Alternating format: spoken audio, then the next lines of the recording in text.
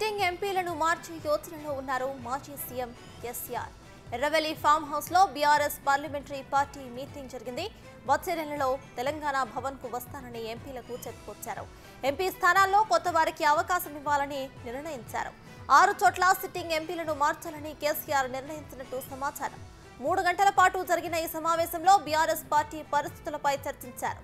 వచ్చే పార్లమెంట్ ఎన్నికల్లో కేంద్రాన్ని నిలదీయాలని కేసీఆర్ ఎంపీలకు దిశానిర్దేశం చేశారు. ఇక పెండింగ్ అంశాలతో పాటు తెలంగాణ సమస్యలపై కూడా ప్రశ్నించాలని సూచించారు. ముఖ్యంగా కృష్ణా బేసిన్లో జరుగుతున్న అన్యాయాలపై నిలదీయాలని అన్నారు. అసెంబ్లీ ఎన్నికల్లో ఓటమితో నిరాశ చెందాల్సిన పని లేదని ఎంపీలతో అన్నారు.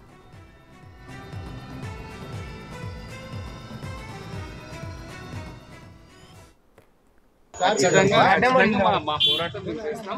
వాళ్ళు ఇచ్చిన హామీలు వచ్చేదాకా చూస్తాం. ఇవ్వకపోతే మా ప్రతిపక్ష పాత్ర పోషించి వచ్చేదాకా ఎండగడతాం. ఇది చేసే ప్రక్రియ ప్రతిపక్షాల పాత్ర అది కదా. అవన్నీ పార్లమెంట్లో అడగబోతున్నాం. చూస్తారు కదా. నెక్స్ట్ వీక్ పార్లమెంట్లో కలుద్దాం. నెక్స్ట్ వీక్ కలుద్దాం. మాజీ ముఖ్యమంత్రి వర్యులు మా బీఆర్ఎస్ పార్టీ అధ్యక్షులు కేసీఆర్ గారు వాళ్ళ పార్లమెంట్ పార్టీ మీటింగ్ జరిగింది. బీఆర్ఎస్ ఎంపీలు అందరూ రావడం జరిగింది.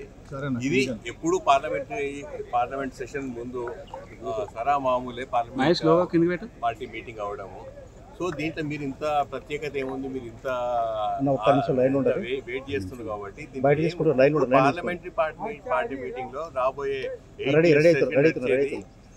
ప్రెసిడెన్షియల్ అడ్రస్ మీద ఓట్ ఆన్ రికార్డ్ బడ్జెట్ ఉంటుంది. ఆ 2 అంశాల మీద తెలంగాణ రాష్ట్రం కోసం తెలంగాణ గలం బలం దళం బీఆర్ఎస్ పార్టీయే కాబట్టి ఉన్న కాంగ్రెస్ ఎంపీలు మంత్రులు ఇక్కడే రాష్ట్ర క్యాబినెట్స్ ఉన్నారు కాబట్టి అక్కడ తెలంగాణ గలం విప్పి మాట్లాడేది బీఆర్ఎస్ ఎంపీలే కాబట్టి తెలంగాణ రాష్ట్ర సత్ఫలితాల గురించి ఏమేం చేయాలో అవన్నీ దిశానిర్దేశం చేయడం జరిగింది. ఆ అంశాలకు కన్సర్న్ గా మేము మాట్లాడుతున్నాం. పార్లమెంటరీ పార్టీ మీటింగ్ లో పార్లమెంట్ సెషన్ నుంచే మాట్లాడారు. ఇంకా వేరే అంశాలు రాలేదు. ఆ టాపిక్ నుంచే మాట్లాడుతుంది. ఏ అంశాలు అన్నది అక్కడ అవసరాల రీత్యా వాళ్ళు ఏమేమి లేవనెత్తుతారో ఏమేమి కావాలో అది ఎప్పటికప్పుడే చూసి మాట్లాడారు. ఎక్కువ చెప్పే మ్యాటర్ ఏం లేదు. గతంలో ఎప్పుడైతే అంశాలు కేంద్ర ప్రభుత్వం పెండింగ్ పెట్టిన అంశాల మీద మాట్లాడాలి. కంపల్సరీ కేంద్రం నుంచి తెలంగాణ రాష్ట్రానికి రావాల్సిన వాటా గురించి మాట్లాడాలి. అప్పుడు ఒప్పందం చేసుకున్న విభజన చట్టంలో పొందుపరిచిన అంశాల మీద మాట్లాడాలి.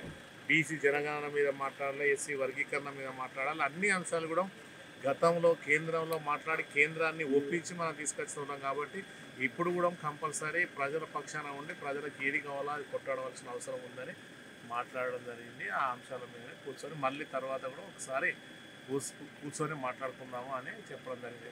పార్లమెంట్ సమావేశాలు అయిపోయిన తర్వాత మళ్ళీ తీసుకెళ్ళి ఎవరికి ఖరారు చేయలేదు. కంపల్సరీ అందరు పనిచేసేటోళ్ళే కాబట్టి దాదాపు అందరికి ఇస్తారు అనేది ఆలోచన అయితే ఉంది. కాకపోతే అందరు కమిట్మెంట్గా చేయాలనేది ఆలోచన. గతంలో అయితే ఏ విధంగా అయితే ఉద్యమకారులు చేసిందో అదే విధంగా ఉద్యమకారులు కూడా అండదండగా ఉండాలి.